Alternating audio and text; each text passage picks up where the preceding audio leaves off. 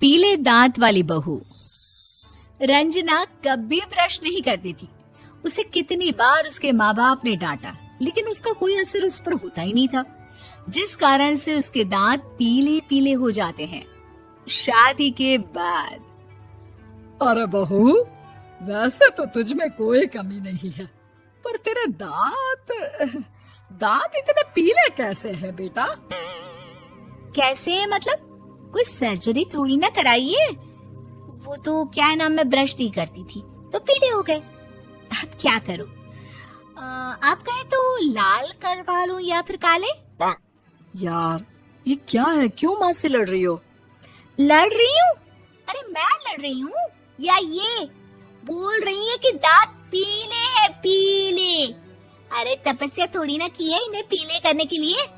बकायदा ब्रश नहीं किया है 20 साल तक, तब जाकर। छी, कैसी बात कर रही हो?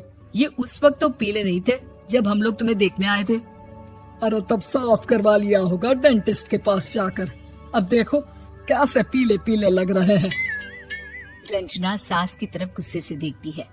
फिर शुरू हो गई पीले पीले पीले। अरे पीले तो तब भी थे जब मेरे हाथ का रसगुल्ला उड़ा उड़ा कर खा रही थी और बोल रही थी, लड़की नहीं गुणों का खजाना दे रहे भाई साहब आप। खैर, अब वो लोग करते भी तो क्या करते, पीले दांत वाली बहू पल्ले पड़ी थी तो झेलना तो था ही। एक दिन कीर्तन में रंजना गाना गा रही थी। अरे कमला बहन, माँ का द्वार है, यहाँ तो सब शुद्ध होकर आते हैं, फिर अपनी बहू को ब्रश भी नहीं करवाती तुम। दूर से पीले पीले दांत भक्ति में बाधा उत्पन्न कर रहे हैं। अरे कोई 2 साल की बच्ची थोड़ी ना लेकर आई हूँ मैं बहू बनाकर। अच्छी खासी लड़की है, अरे कैसे करवाऊं ब्रश? ये तो उसे खुद करना चाहिए ना। अब माँ बाप तो इसके जैसे तैसे निपटा दिए, ये नहीं सोचा कि सास कैसे संभालेगी। सास बहू को लेकर घर आ जाती है, लेकिन सोच लेती है कि अब इसे लेकर कहीं नहीं जाएगी। अगले रोज बहू कहती है, अरे क्या हो गया, मंदिर नहीं जाना क्या? कीर्तन का वक्त हो रहा है। मेरी मधुर वाणी से कान्हा जी जागते हैं और सोते हैं। आप तो जानती है ना उनकी भक्ति में कितना मन लगता है मेरा। वो क्या है ना, तबीयत ठीक नहीं लग रही है मेरी, आराम करूंगी मैं। तबीयत ठीक नहीं लग रही? अभी तो मिथुन के गाने पर नाच रही थी आप, और अब बोल रही है कि तबीयत ठीक नहीं लग रही। अरे भक्ति में मन लगा लो सासू माँ, ऊपर जाना है, क्या मुंह दिखाओगी आप? हाँ? सास को बहू की बात पर गुस्सा आ जाता है। मैं क्या मुंह दिखाऊंगी, इसकी चिंता तो ना कर, समझी? अपने मुंह की चिंता कर, जो ये पीले पीले दांत लेकर हर जगह पहुंच जाती है। पता है लोग कितना मजाक बनाते हैं। ना जी ना, मैं नहीं जाना कहीं तेरे साथ। तो ये बात है, कोई ना, मत जाओ, मैं अपने कमरे में ही बैठकर भक्ति कर लूंगी। ऊपर वाला दांत थोड़ी ना देखता है, मन देखता है, भावना देखता है। और अरे बस बस, तू सब कुछ दिखा, बस ये सफेद चमकदार दांत ना दिखाना किसी को, है? जा यहाँ से। बहू को सास की बात का कोई फर्क नहीं पड़ता, वो तो जैसी थी वैसी ही रह जाती है। सुबह नहाकर किचन में खाना बनाना, फिर खाना खाना, कीर्तन भजन करना और सो जाना। एक दिन, माँ जी मैं सहेली के घर जा रही हूँ, शाम को लेट आऊंगी।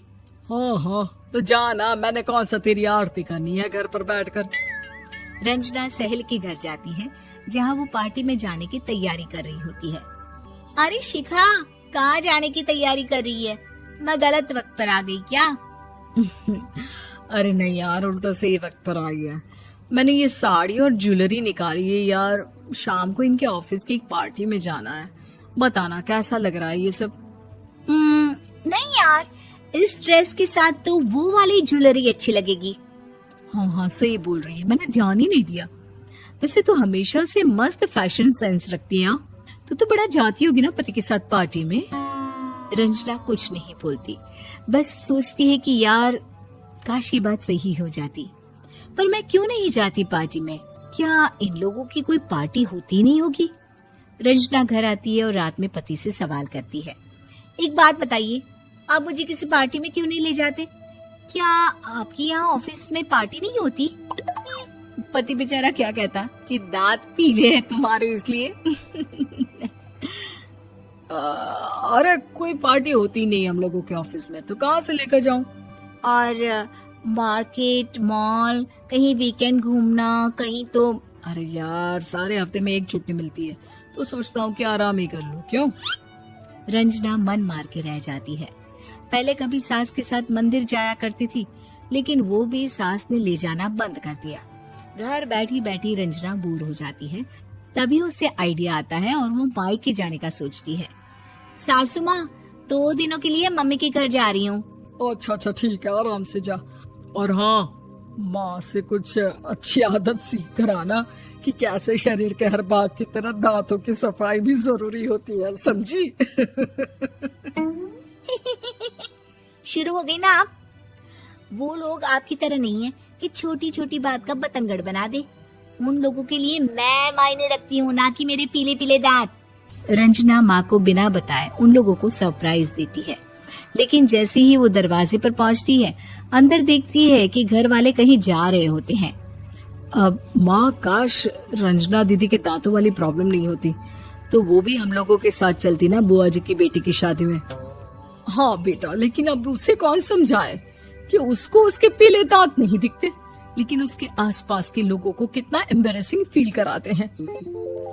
मुझे तो कितनी बार उसके स्कूल की टीचर ने शिकायत की कि उसके साथ कोई लड़की बैठना भी नहीं चाहती, और ना ही कॉलेज में कोई उससे बात करना चाहता था।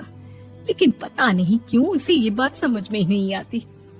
कोई कमी नहीं है उस लड़की में, बस यही कि दांत पीले हैं। वो तो भला हो जीजा जी और उनकी माँ का, जो दीदी को जैसी है वैसे ही रखा हुआ है। रंजना को अपने घर वालों की बात सुनकर बहुत दुख होता है। वो सोचती है कि वो क्या करे, लेकिन फिर वो सीधा डेंटिस्ट के पास जाती है, अपने दांत चमकाती है और कसम खाती है कि वो रोज ब्रश करेगी। अरे क्या हो गया?